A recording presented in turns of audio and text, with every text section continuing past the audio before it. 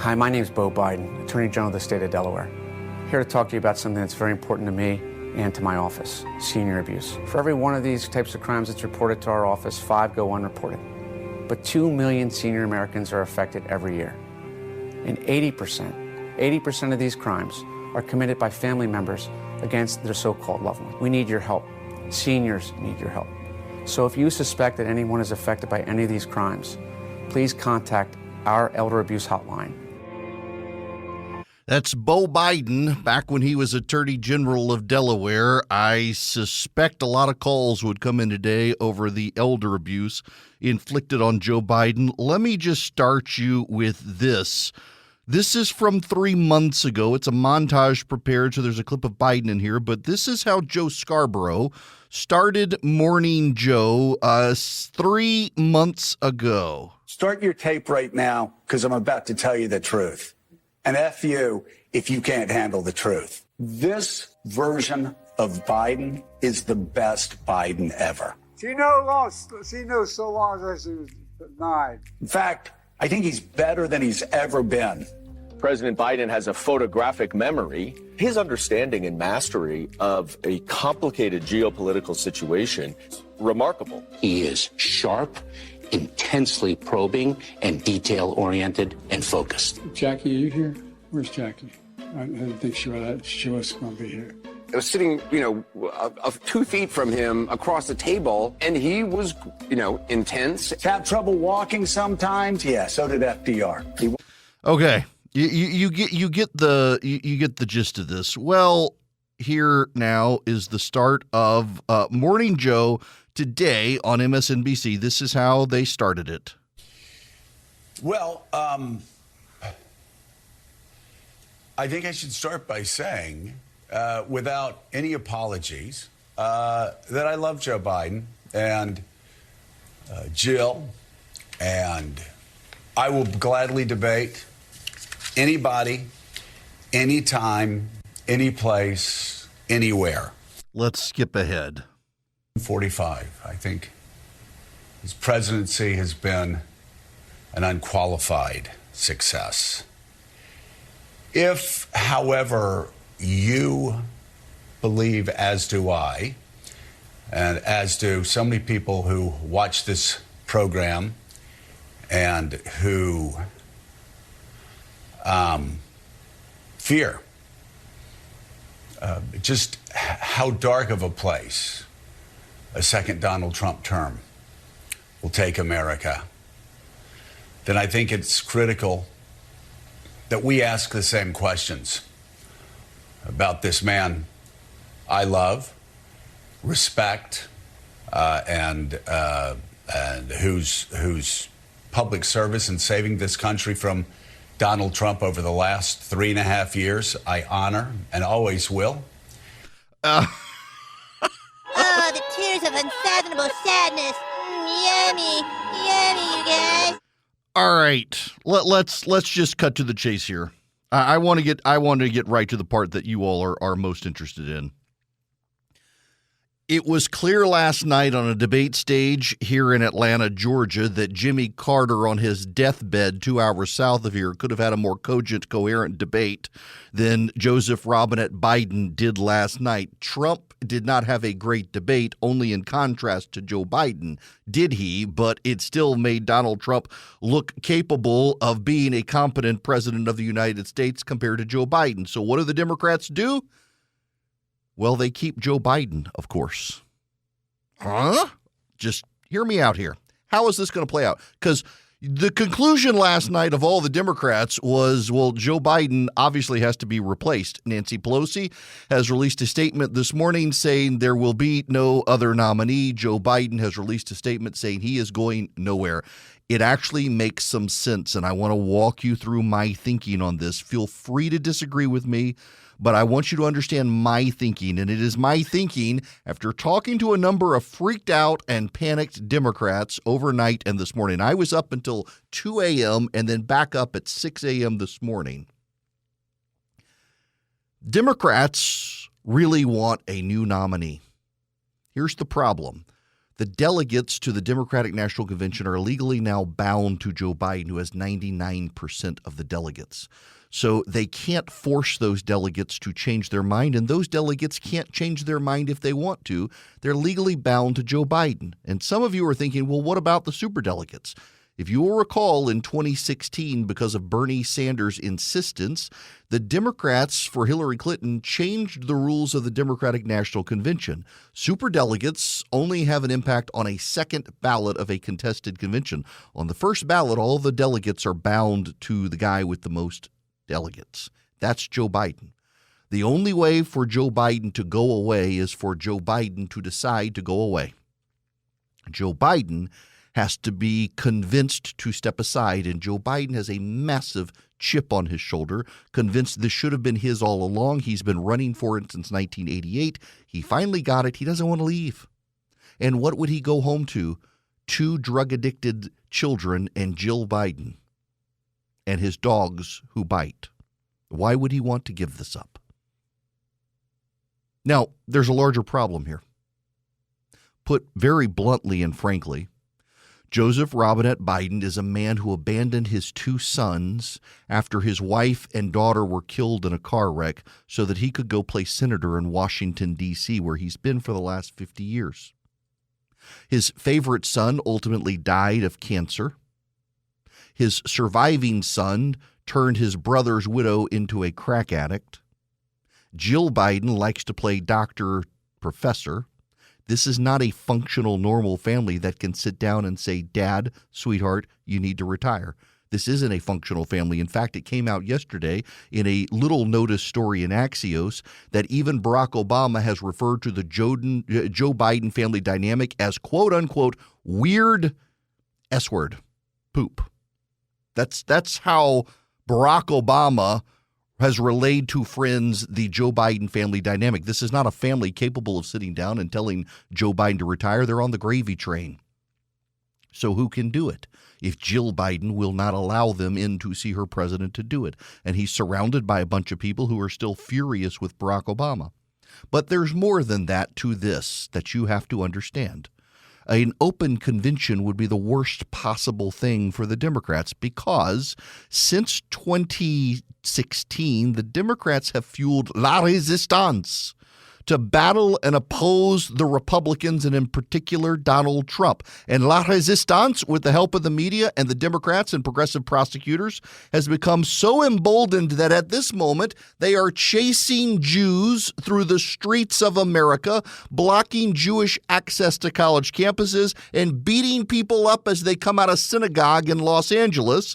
They're storming golf courses in the middle of golf games and baseball fields in the middle of baseball games for various progressive causes. They're taking over college campus buildings, knowing they will not be prosecuted, and those people will go to Chicago thinking they are in charge. The mob will be in charge. The Democrats have put the mob in charge, and the mob is progressive and will not move to the right to a more moderate candidate, and that's the sort of candidate the Democrats will have to nominate to beat Donald Trump. You people are obsessed with Gavin Newsom because you're Republicans, and Fox News and Newsmax cover Gavin Newsom obsessively as if he's going to be the guy. Talk to any Democratic strategist in America, and they will tell you every Democratic governor hates Gavin Newsom's guts. They think he is, well, to use the pig Latin, igde, and they do not want him to be president because Gavin Newsom is too far left. They want a more moderate, perceived as centrist Democrat, which they can't do at an open convention.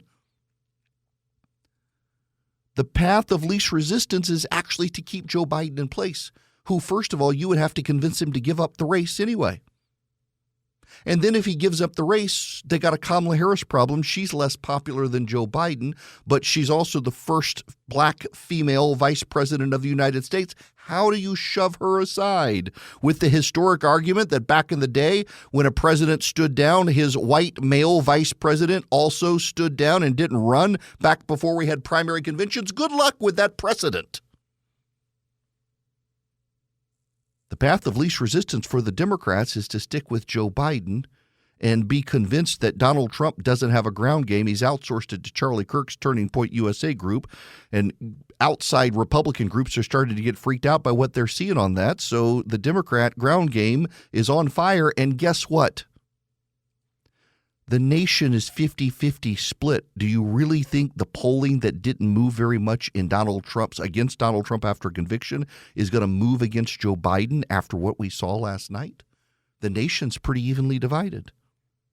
So you maximize your progressive turnout, you make more promises to the progressives, and you get them to turn out for Joe Biden. The other thing Joe Biden could do is wait for the Democratic convention to be over and then say he's not capable of doing it, and the Democratic Governors Association or the superdelegates of the DNC and the former Democratic presidents, they get to pick the nominee. They could do that. I'm not saying Joe Biden won't step aside, but I am saying it's far likelier that he stays. The odds are better that he stays on and maximizes his ground game and tries to rally the troops. They want to stop Donald Trump, so by God, let's rally to stop Donald Trump, and then you'll have Kamala Harris, and I'll go out to pasture. They should replace Joe Biden. If they were smart, they would find a left of center, but not Gavin Newsom Democrat. They want Gretchen Whitmer. They want a woman. They don't want Gavin Newsom because he's a white male. The intersectionalists won't allow it. The governor of Kentucky, frankly, is the guy they should go with. Andy Beshear has reliably won a red state as a progressive Democrat. That would be their smart pick. It's who major Democratic strategists think would be a smart pick because he also has a fundraising base, but he's untested. Instead, they probably give it back to Hillary Clinton. The Democrats, yes, I agree with all of you. After what we saw last night, the Democrats should replace Joe Biden. The problem is not what they should do, but what they can do, and they can't replace Joe Biden if Joe Biden does not want to go anywhere. Joe Biden must be convinced to go somewhere, and who's going to convince him? Barack Obama, who Joe Biden resents for not backing him in 2016? Nancy Pelosi, who today said, no, we're not going to replace our nominee. He had a bad debate, but he's fine. Jill Biden, who does not want Joe Biden to leave the White House lest he then dies and she's stuck with Ashley and Hunter Biden's problems by herself. Who's going to convince Joe Biden to step aside? He doesn't have to. And then if he does, they open themselves up to la resistance, taking charge at an open Democratic convention in Chicago where the socialist mayor is on the side of the protesters, not the police. They did this to themselves. I have no sympathy for them. For more than 4 years, they and their friends in the media have circled the wagons around Joe Biden and demanded that we not believe our eyes, insisted that Joe Biden was fine, gaslit us every single time Joe Biden had a faux pas. Just last week, they were calling it cheap fakes. I expect the dim-witted White House press secretary, Karine Jean-Pierre, to come out today and insist that that was an AI cheap fake of Joe Biden on the debate stage last night, that CNN had a 1.5-minute delay, she read on Twitter, so it must be true. And it was all designed to make Joe Biden look bad. Last night, the public saw with its own eyes the emperor has no clothes, and the media, the press corps, not the pundits, the reporters, have been lying to us for years. There's no coming back from that. But also for the Democrats, their problem is there may be no getting away from it either. Joe Biden has to be the one to say it's time to go. Good luck convincing a man with that big a chip on his shoulder. And then if once he's gone, what do you do? An open convention would be a disaster. A brokered convention would largely be impossible. The best way would be to stick with Joe Biden and rally the troops for a ground game, or at least get through the convention, and then Joe Biden can step aside. But for now, expect Joe Biden to stick around for a while, if not through the whole thing. But last night, that was the end of Joe Biden's campaign. You know, one of the things I actually do find very funny is that there have been a number of reporters for the last 4 years saying that, Joe Biden is declining and there's a problem. And those reporters have been marginalized and silenced. And boy, are they speaking up. One of them is Tim Alberta, who actually has been very critical of Donald Trump, wrote a book about Christian evangelicals supporting Trump. But he's also been out there talking about Biden for a while. And he's been largely punished by the mainstream media for not just sticking to criticizing Trump. He just put up this tweet. Act 1. Biden wins in 2020 by 43,000 votes under ideal circumstances after running a non-existing campaign. Act 2. Democrats spend 3.5 years stoking Biden's ego while refusing to say publicly what they do in private, responding to media questions about his age and capacities with "just like you doubted him in 2020. Act 3. A clearly diminished Biden, now facing a harsh political environment and scrutiny he largely avoided during the last election, loses every battleground state because, in a shocking twist, this isn't 2020. He's right. One of the other reporters, Jonathan Swan, one of the best reporters in D.C., who has commented on Biden's growing frailties. Biden allies spent 3.5 years saying the reason voters had such deep concerns about Biden's age is because the New York Times writes too often about his age instead of, say, the magical power of people's sight and sound. What's remarkable to me is that this was just this was 2 weeks ago. You've probably heard of deep fakes, but just last week, as President Biden was at the G7 summit in Italy, cheap fake clips went viral on social media and were picked up by some news outlets. Take a look at this clip, for example. It shows Biden and other world leaders watching a skydiving demonstration before the president is seen walking away. And they tried to defend that. You weren't supposed to believe your eyes. This is the world in which we live right now. My goodness.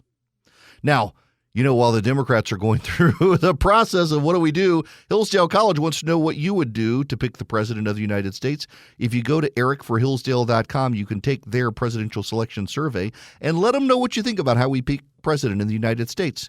The Democrats in some states want to align with the national popular vote, which, by the way, right now, most of the pundits suggest would go to Donald Trump where the election held today. So they may be walking away from that. But what do you think? Should we go with the national popular vote? Should we stick with the Electoral College? Should we make other changes? Go to ericforhillsdale.com.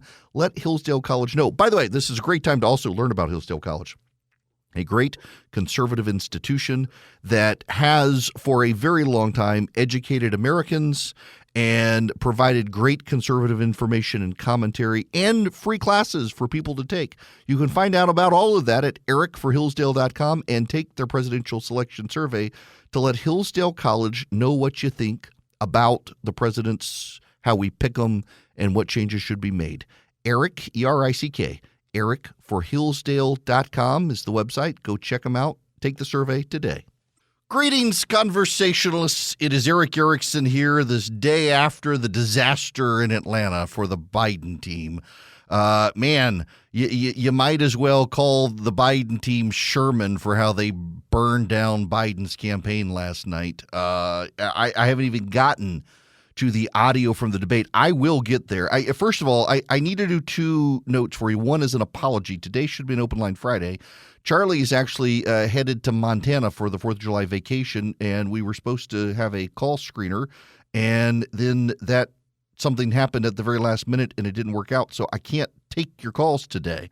I'll make up for it on Monday because this will still be a relevant topic, but I have so much audio to play today anyway from what happened last night. It's kind of okay anyway because there is a lot I want to talk about, and I really want to go with the media reaction more than the debate first, because there are some points that I think really have to be made and said that have not been made or said. The American people are owed a real apology from the American press corps. We won't get it, I know, because they lack humility and self-reflection. But it's not the Democratic pundits on television and radio that have been telling us Joe Biden was fit for office. It was the reporters and the anchors as well. From CNN to MSNBC to the pages of the New York Times and USA Today, the media circled a wagon around Joe Biden to protect him because they hate Donald Trump so much they were willing to lie while calling Donald Trump out on his lies. In fact, last night repeatedly after the debate was over, the media reaction was, oh, he lies. Donald Trump lied so much. Why didn't they fact check him during the debate? He lies. He lied. This is a world where the same reporters saying Donald Trump lied have participated in an elaborate lie over the last 4 to 5 years to claim that Joe Biden was A-OK. Any Republican, and you listen to me here, Republicans, you listen to me, any Republican that goes on any television network from here till kingdom come who is asked about Donald Trump's lies, you need to repeat after me. You people at this network have participated in an ongoing lie to cover up for Joe Biden's cognitive decline. I will answer for Donald Trump's lies when you answer for your lies. Repeat after me. You people at this network have participated in a series of lies to cover up Joe Biden's cognitive decline. I will answer for Donald Trump's lies when you answer for your lies. We have been lied to by the American press. And if anything, part of the devastating reaction last night was the media realizing it has been exposed as the liars they have been for years. And it's not just the Democratic pundits. It's not just the consultants. It's none of that. It has nothing to do with just that. It is also the media itself engaged in a cover-up of Joe Biden. This is Chuck Todd on MSNBC last night. You know, one of the things was, would either candidate look like the caricature that the other campaign has been trying to paint of him? And at the end of the day, Joe Biden looks like the caricature that conservative media has been painting. And there were no clips tonight, right? This was, you saw it before your eyes. Maybe, just maybe, it wasn't a caricature, Chuck. You saw it before your eyes. It wasn't clips. You saw it before your eyes. It wasn't clips. No, it wasn't clips. 6 days ago, the New York Times headline, not an opinion piece, an actual headline in a news story, quote, how misleading videos are trailing Biden as he battles age doubts. They called them cheap fakes and deep fakes and edited or lacking context, whatever you want. They have lied repeatedly to cover up for Joe Biden, and part of their shock and their meltdown last night, live on national television, where they were nearly crying on various networks, not just MSNBC. My goodness, the estrogen there last night. It was an emotional cavalcade, a roller coaster ride. It was the most hormonal thing you've seen, even from the men. They've lied to our faces for years. And they want Republicans.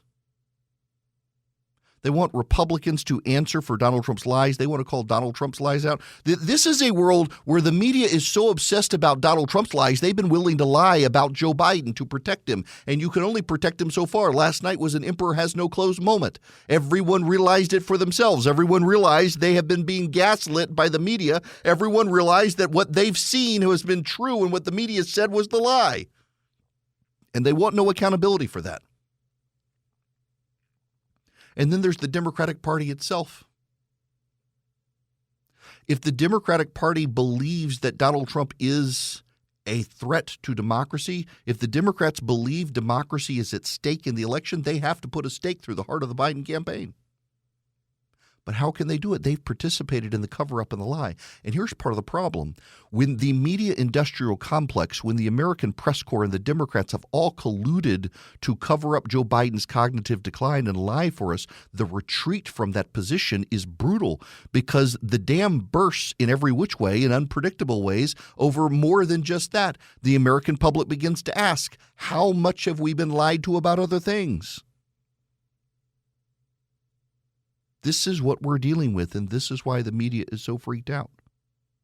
I got to acknowledge as well, it's also deeply funny to watch the hysteria. It's deeply funny.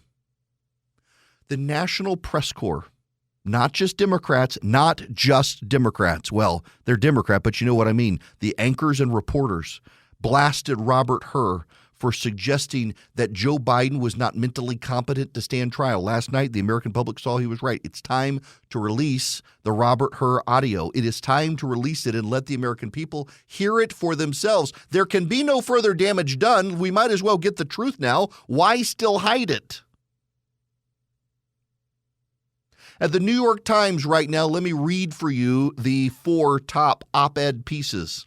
Tom Friedman, headline, President Biden is my friend. He must bow out of the race. Frank Brunei, headline, Biden cannot go on like this. Patrick Healy, headline, I'm hearing high anxiety from Democrats over Biden's debate performance. Nick Kristof, headline, President Biden, it's time to drop out. Tom Friedman is a friend of Joe Biden's who has testified on his behalf on television as an objective observer, as someone who knows Joe Biden, and now he's saying it's time to bow out of the race. Have you been lying to us the whole time, Tom Friedman? This is the world we live in. The media, not just the pundits, has participated in the lie. They won't hold themselves accountable. They never do. They lack the honesty. They lack the integrity. They lack the self-awareness. They lack the need to be introspective. They've lied to us this whole time. They were exposed last night. They're angry about being exposed. They're angry at Joe Biden for making it so easy to expose them. They're angry at Biden's team. That's part of the devastation last night. We're not supposed to believe our lying eyes. You couldn't avoid the truth last night. There was one particular moment early in the race. It is the one that everyone will remember. It is the one that ended Joe Biden's campaign, whether he wants to believe it or not. Until we get the total ban on the total initiative relative to what we're going to do with more Border Patrol and more asylum officers. President Trump? I really don't know what he said at the end of that sentence. I don't think he knows what he said either. Oh, you know, my wife's not a huge fan of Donald Trump. She watched that debate last night and was appalled by Joe Biden and impressed with Donald Trump's ability to pick up on things like that and turn them on their head quickly. This is the other one. All of these came within the first 30 minutes of the debate. In fact, the debate started at 9 p.m. This one is time-stamped by CNN at 11 minutes into the debate. Eligible for what I've been able to do with the COVID. With dealing with everything we have to do with. Look, if we finally beat Medicare. Thank you, President Biden. President Trump? Well, he's right. He did beat Medicare. He beat it to death, and he's destroying Medicare. I mean, it was a perfect pivot for Donald Trump. And again, he could have also said, I have no idea what he was talking about, and I don't believe that he did either. Those two moments within the first 30 minutes of the debate, that went at 11 minutes in, and that came after Joe Biden claimed that no American soldiers had died on his watch, forgetting the 13 dead soldiers killed during the evacuation of Afghanistan and the 3 American soldiers from Georgia who died in Jordan due to a terrorist attack. Joe Biden wants to win Georgia, a must-win swing state, and he forgot the dead soldiers from Georgia. He forgot Laken Riley. Donald Trump called him out on all of that. It was brutal. It was brutal. It was sad to watch. But it's what you would expect. But there's something else here, too. The malpractice, the political malpractice from Joe Biden's campaign team. They kept him sequestered at Camp David for more than a week and got him sick and wore him out.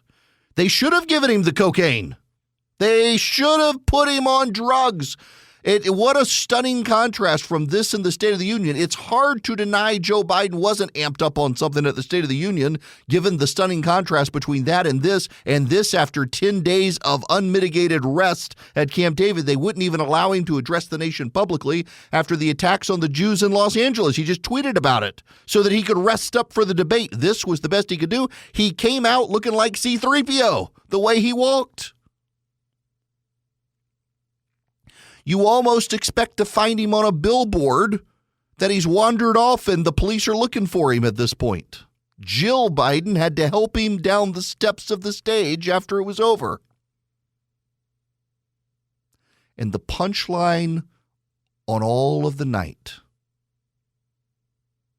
is that after Joe Biden walked off the stage with the assistance of Jill Biden, he went to a post-debate rally in Atlanta with the Democratic faithful. And he thanked the fine people of North Carolina for hosting him. I'm not making that up. In Atlanta, Georgia, Joe Biden on stage thanked the fine people of North Carolina for their hospitality. That was the end of the Biden campaign. And the irony is, because the Democrats have created the perfect storm of progressive resistance movement activists, they're actually safer sticking with Joe Biden than trying to open themselves up at a Democratic convention. It would be a brutal, messy affair and probably do more damage to him than just letting Joe Biden try to mobilize a ground game to stop Donald Trump.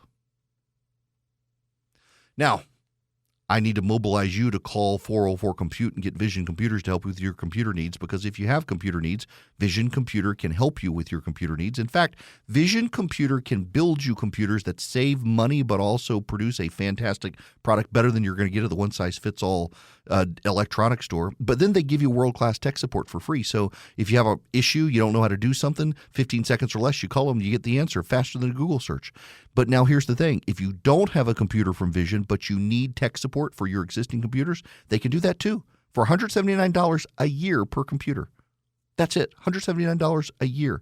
You can call them, and in 15 seconds or less, you get the answer to the problem. They do email support. They do printer support. They help you navigate your computer. They help you learn how to use it. They help you figure it out. If something doesn't work right, they can remote in and fix it in many cases. And they can do it for your home, but they can do it for your business as well. So your employees can be proficient at their jobs, and Vision can be proficient at the computers. It takes your employees back to their jobs and lets Vision handle the tech stuff for you at a very affordable price, more affordable than having the in-house IT guy. 404-COMPUTE. Call them. VisionComputers.com. If you call them at 404-COMPUTE anywhere nationwide, tell them Eric sent you. You're going to save even more money. This hour of the program is brought to you by First Liberty Building and Loan. They are in Noonan, Georgia. I say that to tell you they're great folks near me who I know well, and they can help your business in Kalispell, Montana, or Sacramento, California, or Orlando, Florida, or Palm Beach, or Hartford, Connecticut, wherever you are. If your business is growing and you need equipment loans and you got great credit, they can move real quick and help you. If you're buying a business or building a building or buying a franchise, they can help you on those too. You need $50,000 or more for an equipment loan, or $250,000 or more for a big business venture, reach out to them. They make their own lending decisions. They move fast, and they want a relationship with you. And unlike your local bank, they're not going to have a new lender every day. It's the same family that's been there since the 90s, the Frost family. They want to help you. Reach out to them, firstlibertyga.com, firstlibertyga.com. See if they can help you. Spend 10 minutes with them. Just see. Now, I need to update you on a personal note. I mentioned on the show yesterday my wife broke some toes, and I gave you the wrong story. So she was at the gym. She's training for a strongman competition. I thought she dropped weights on her foot. That was what I misunderstood her saying. No, she was deadlifting with just the bar. And she dropped the bar, and the bar hit something and bounced and landed on her toes. She was wearing shoes, but nonetheless hit so hard that it broke her big toe, her second and third toe, and it looks gross. I'll just put it this way. If Philip saw it, he would have passed out. It is just a swollen black mess. No cast. They've got her in like a boot. She's in pain. She's actually not hurting nearly as bad today as she was yesterday, but she'll hurt bad tomorrow, given the pattern.